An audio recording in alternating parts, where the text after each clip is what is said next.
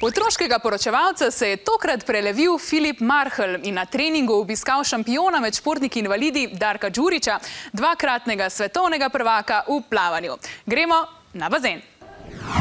Živjo, sem Filip. Zelo se zanimam za šport, predvsem za plavanje. Meje tega športa premika Darko Đurić, svetovni rekorder v paraolimpijskem plavanju. Komaj čakam, da ga spoznam.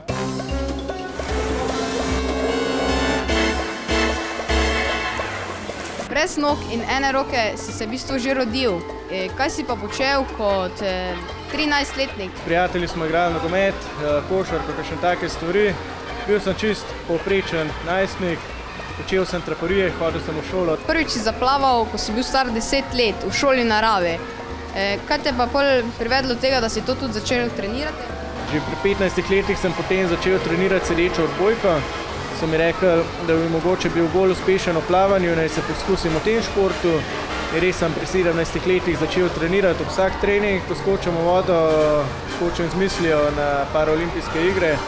Kaj pa počneš v prostem času? Se pa družim s prijatelji, preživljam čas s punco, tako da se dogaja. V življenju si dosegel, kar marsikdo drug ne bi zmogel. Mi lahko zaupaš recept za to? Jaz mislim, da ni kakšnega posebnega recepta, treba se je prepustiti, izkoristiti priložnost, ki se ponudi in jaz mislim, da vsak lahko doseže veliko stvari, le če najde eno stvar, v kateri uživa, in jaz sem se pač najdel v plavanju.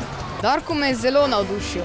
Če bi hotel biti kot on, bi moral res trdo garati. Darko je tudi dokazal, da ni važen izgled ter možnosti, kakšne imaš, temveč je važno, na kaj imaš v glavi in kaj v srcu.